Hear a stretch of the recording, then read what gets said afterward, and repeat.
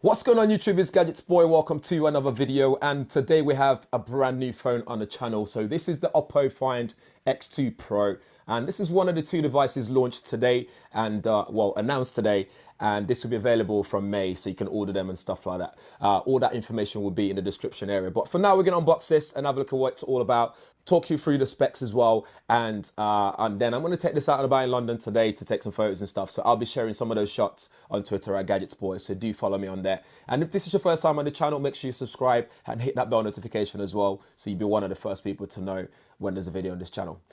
Right, let's get on with it.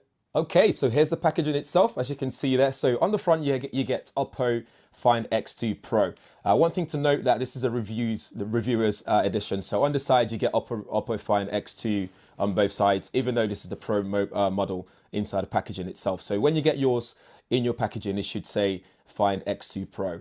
And let's see what's inside. Okay, first step, you get greeted with Oppo. Welcome pack there. So if I just take that off. And in here is a silicone case, so do keep that. That will keep your phone nice and secure and scratch free and so on. You get your safety guide in there as well, and user manual, all the usual stuff, and you got your SIM ejector tool there. So this is 5G ready, and it's not dual SIM at all as well. So this is running on Snapdragon processor. We'll go through that a little bit more just in a second. See what color we got here. Oh wow, this is the nice leather looking, vegan leather looking version here, which is pretty cool. So if I just take that out. Oh, I'm loving this design. Look at that. That looks really good. Okay, we'll come back to that in a second before I get too excited and carried away. So you got your VOOC charger in here as well. So this is 65 watt supercharged, so VOOC charge. So you'll be able to charge it within 38 minutes back up to full. It's got 2 pin, as you can see there, because again, European, but I've got an adapter for this, so I can plug it into a UK adapter to change it over. So this is Super VOOC 2.0. Which I'll talk more about in a second as well. In here, you also get a pair of in-ear headphones, which are really good from the previous edition, the previous versions that I've tried before. They look really good, and there's not much to that really if I just take that out there. Underneath that as well, don't forget, you got your USB-C cable in there, so don't think that's just the headphones in there, so don't chuck it away and stuff. And you got some earbuds tips there to fit different ear canal sizes, which I'll try and see which one. It's perfect for my small ears. So I'm just going to put to the side some of this stuff, and then we're going to power it on.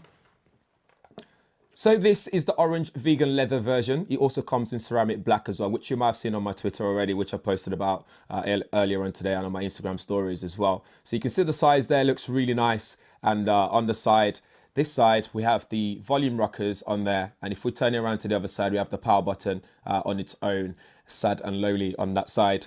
And on the bottom here, we have the USB-C port and the speaker grill. So I think this has got stereo speaker as well. I'm not sure. But yeah, that's the speaker grill right at the bottom there. And on the back, you got the Oppo logo nicely there, which I really like. Reminds me of those high-end leather bags with like the logo just nicely put on the back. And then you got that camera array, which is on the back there as well.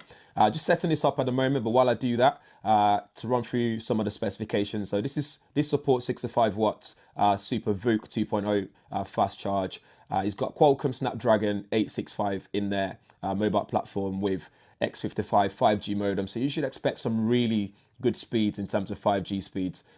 Well, when it comes to the UK properly, we'll experience that.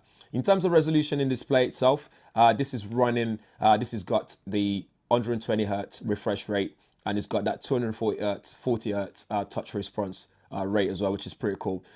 The resolution itself is Quad HD plus, and in terms of PPI, for those specification buffs out there, this is 513 PPI, and its brightness is up to 1200 nits as well. So that's a lot of brightness right there for you, for all your media consumption pleasure right there.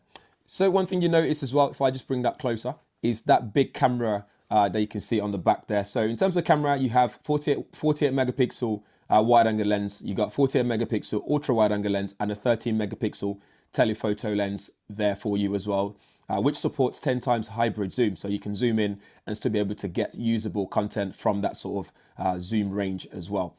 The sensor itself is a Sony IMX 689, so that's quite new, and it's a customized flagship sensor just for Oppo, so they can use that in here, so you can actually get some really good shots. Again, I'll be taking this out once I finish setting this up to share some pictures and stuff. That's got OIS as well, dual native OIS, and you got f1.7 large aperture, so this is good for low light photography. I think Mr. Who's the Boss took some not low light photography already, which I looked at earlier on Twitter. Even with the compression, it still looks really good. Something to check out for sure. For video as well, you can do 4K 60 frames per second, which is cool, and you can also do live HDR video recording, something that I actually value when it comes to capturing content on my smartphone. You'll be able to see it live while you're recording, so it's not something that you see afterwards, which is pretty cool.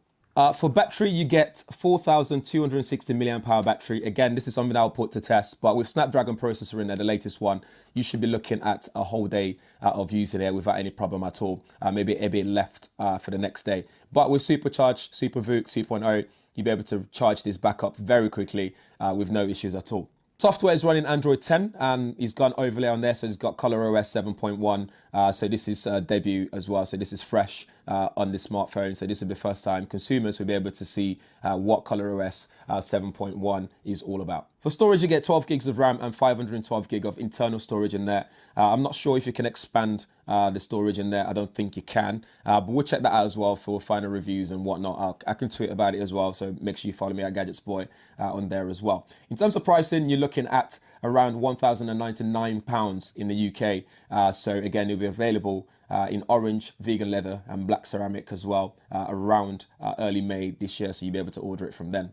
Okay, the setup is complete, and now I'm just importing data from my old device, or my current device actually. And you can see there, ColorOS 7.1 feels very fluid, very smooth as well, and that display settings as well. So if you go into settings here, and we go all the way to display and brightness, you got dark mode, which is available on here now as well, which is pretty cool. And if we go down to the bottom here, you can change screen color mode. You can change screen refresh rate, so you can have it auto select, so when you're gaming it would know and then it auto select that for you, or by default you can put it on 120 Hertz, which I'm going to do now, and that should make it a lot more fluid and nicer to operate and use as well. So at the moment it's in dark mode, hence why you've got this color scheme going on here, which looks really nice. In terms of security, you got fingerprint sensor, you got face unlock, and you can use normal password as well. I'm still playing around with it, so there'll be a lot to learn about the device itself and stuff, so like split screen and game space and all that kind of stuff, but I look forward to trying all that out. In terms of camera, so you can see what you've got there, you got your zoom there. They've made it so that it's nicely seamless when you zoom, so it doesn't jump too much, so you can go up to 60 times there, which is that's when you start to lose quality and stuff, so again, just go up to lower ones if you can. And you got wide ultra wide angle lens there, which you can see for macro mode as well. It's there. You got your portrait mode. You got night mode as well. If we go all the way here, you got night mode, which you can do when you zoom as well. It's not just for the one time, so you can use all lenses for night mode. And you got the little thing there, which is tripod mode, so you can keep it steady. You get better quality shot at night time. If you go back to settings here, you got HDR there, so you can tap that on and off or put it on auto. If I tap this, you can see other options that you've got. You've got 48 megapixel mode right there. So if you go settings as well, you can see what else you got, like shutter sound, flip selfie and so on. And you can see your video resolution. So if you go video, you can do 4K at 60 frames per second. If we go back out, you got your audio effects, you got slow-mo video resolution, which you can do up to 1080p, which for me, that's more than enough for super slow-mo or slow-mo in general. Now, audio effects for 3D audio recording, and video encoding as well, which you can change if you wish to do so. If we come back out, that's all there is there. You got AI as well, so again, this will just help you get better colors maybe, or select scenarios and whatnot. Again, we'll test that out for the final review. One thing I really like to see that every camera manufacturers do now, really most of them, is the pro mode, expert mode, so you'll be able to change things like ISO, shutter speed, white balance, and so on. Looks really nice so far. I'm really liking this display. It looks really nice, and it's nice and comfortable to hold in hand as well because of the form factor and the aspect ratio. And I'm still in full awe of just how nice this is in this vegan leather color. It looks really cool, and I don't think I'm going to be putting this device in a case anytime soon, just because of the beauty of it. I just want to show it off. So that's it for the Oppo Find X2 Pro. Guys, let me know what you think in the comments below. As per usual, if you have any questions, let me know as well. Hit me up on Twitter at gadgetsboy and Instagram as well, because I'll be sharing some photos from this device on there as well. As always, make sure you subscribe if you haven't subscribed already, and hit that bell notification as well, so you'll be one of the first people to know when there's a video on this channel. Thanks for watching. See you in the next one.